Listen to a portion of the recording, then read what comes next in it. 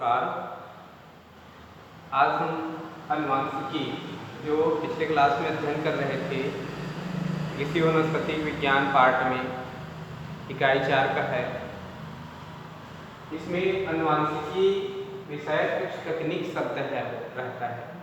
उसमें से गुणसूत्र, ऑटोसोम, लिंग गुणसूत्र, जीन, संकरण, संकर, इकाई लक्षण, एलीलिया, युग्मविकल्पी यानी एलीलोमार्फ, ये जानकारी प्राप्त कर ली थी तकनीक शब्दों के बारे में।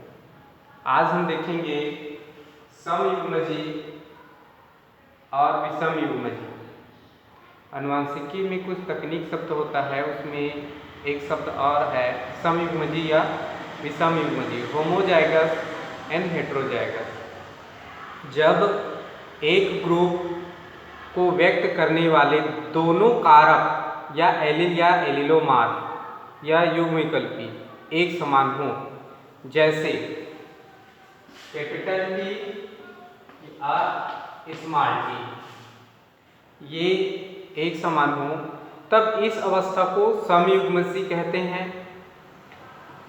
जब दोनों युग्मक एक समान, कैपिटल ये समान है तो ये समयुग्मजी है।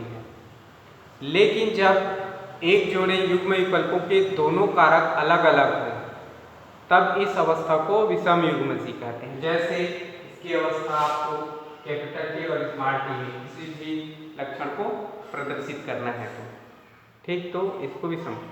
अब यहाँ हम देखते हैं समयुग्मजी तथा विषमयुग्मजी में अंतर।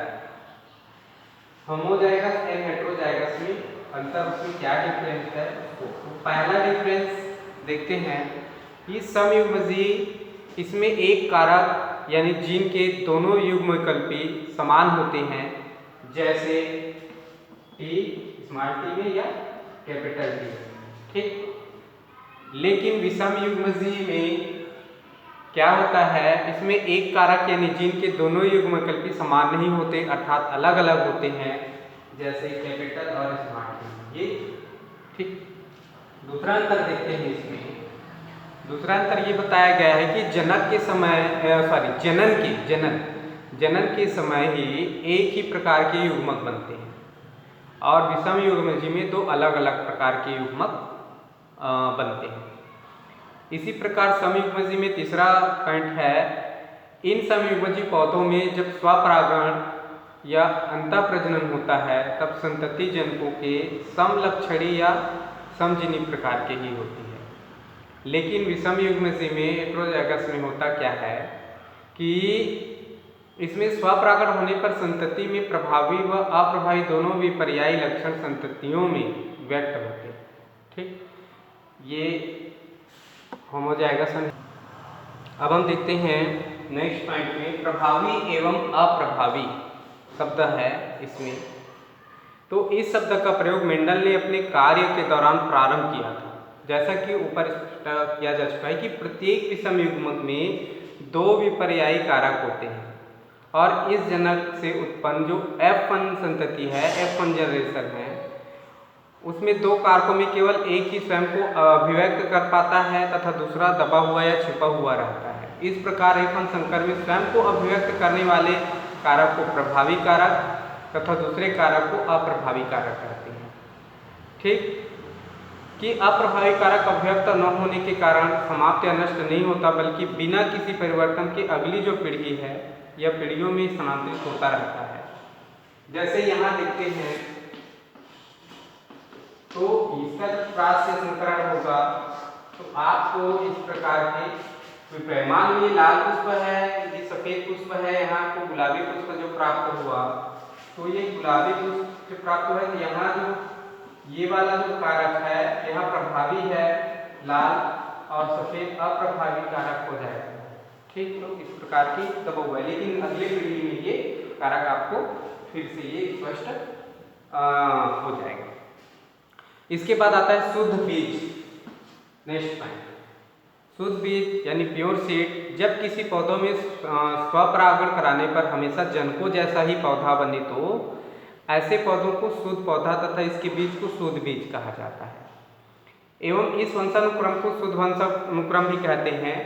शुद्ध पौधों में जो समयुग्म की लक्षण है वो पाए जाते हैं। ठीक, इसके बाद नेक्स्ट आता है 10वां व्युत्क्रम संकरण, रेसिप्रोकल क्रॉस। व्युत्क्रम जो संकरण है ये होता क्या है ये जानना है। तो ऐसा संकरण जिसमें एक ही प्रभेद स्ट्रैंड दूसरे लिंग द्वारा व्यक्त किया जाए जो कि प्रथम संकरण के विपरीत हो, व्युत्क्रम संकरण कहलाता है। जैसे मादा विभेद ए से एक्स, नर विभेद बी से, यानी मादा विभेद और ए और नर विभेद बी से जब क्रॉस कराया जाता है तो नर विभेद ए का मादा विभेद बी से क्रॉस कराया जाता है। इसी प्रकार यानी नर विभेद और मादा विभेद इसका क्रॉस या मादा विभेद या नर विभेद इसका जब क्रॉस होता है इसको, या फिर पहले व्युत्क्रम क्रॉस है इन संकरणों की संततियों दोनों उदाहरणों में जो इसमें बताया गया है तो ये एक समान होगी। इस क्रॉस से यह पता लगता है कि जीनों द्वारा व्यक्त गुण महत्वपूर्ण है, चाहे वह किसी भी लिंग पर आश्रित हो, उसमें अंतर नहीं पड़ता। अर्थात मादा पक्ष से हो या नर से हो, तो दोनों किसी से भी इससे अंतर नहीं पड़ता। पहला विभेद मादा दूसरा नर या पहला नर दूसरा मादा, इससे कोई अंतर नहीं पड़ता।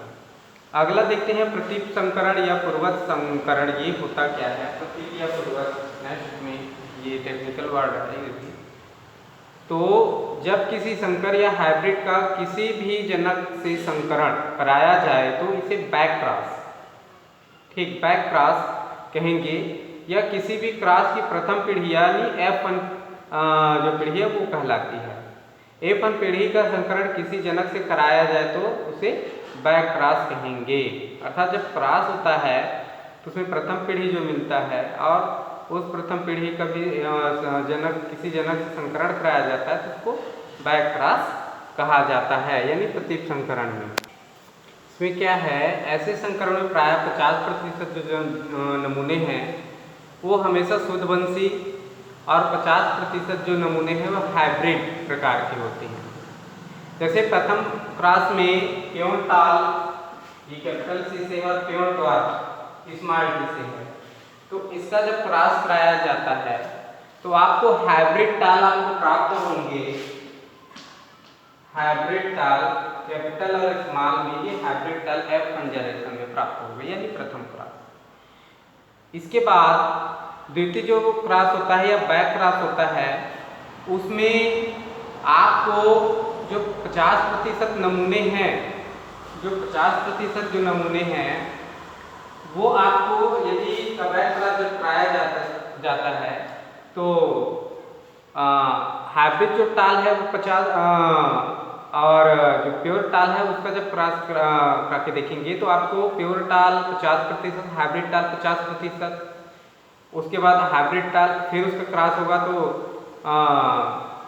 हाइब्रिड टाल और प्योर ड्वार्फ का जब क्रॉस कराया जाता है। यहाँ क्या बोला गया है कि हाइब्रिड टाल और प्योर टाल का जब क्रॉस कराया जाएगा तो प्योर टाल 50%, हाइब्रिड टाल 50%। इसी प्रकार हाइब्रिड टाल और प्योर ड्वार्फ का क्रॉस कराया जाता है तो आपको प्योर ड्वार्फ 50% और हाइब्रिड टाल 50% प्राप्त होंगे। इस संकरण में एक विशेष जनक संतति में आनुवंशिक योगदान बढ़ाया जाता है और रोग प्रतिरोधी के लिए इसी तरह जो रोग प्रतिरोधी पादप है या संतति उसको उत्पन्न किए जाते हैं। ठीक है, नेक्स्ट में हम लोग देखेंगे कि परीक्षार्थ संकरण। ठीक है, इसको नेक्स्ट क्लास में अध्ययन करेंगे। आज के लिए इतना ही। Thank you.